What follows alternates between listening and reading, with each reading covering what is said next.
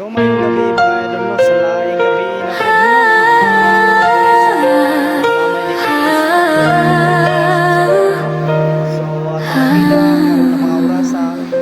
po sa kadalanan nga akong giagian, daghan kog nakita nga kasakit sa katawhan. Mga tingog nga way madungog, mga mata nga puno kabug aton ug kalisang. Ako si Dodong Bukol, inyong kauban, dili leader lang kundili usa ka sulugon sa barangay. Kung unsay kalisdanan ninyo ako po, kay kita tanan gihimo para magtinabangan.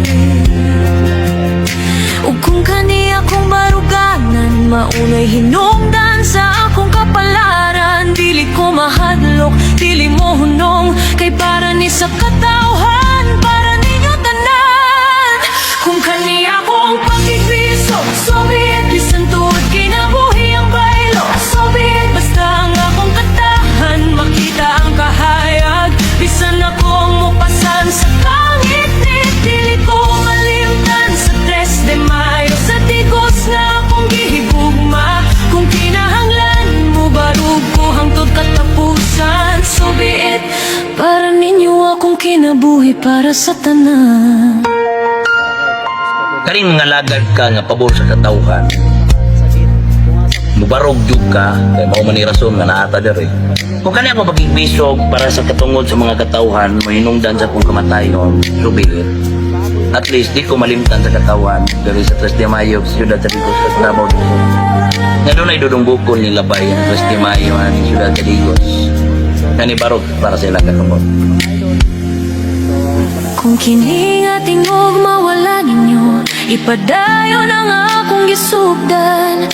Kay kamo ang tinuod nga kusog, kamo akong baruganan. Kung kani akong pakigbisog, so be it, kung akong gugumay mo patak sa kamaturan. Basta na amoy tingog, na amoy kahayag, bisan ako na lang ang di makita sa kadalanan. Dili ko malimtan sa 3 de Mayo, sa tigos nga akong gihigugma. Kung kinahanglan mo barug ko hangtod katapusan, so be it, para ninyo akong kinabuhi, para sa katawhan.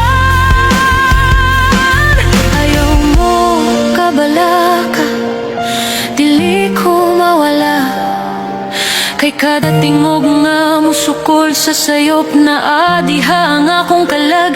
Kada pagbarog ninyo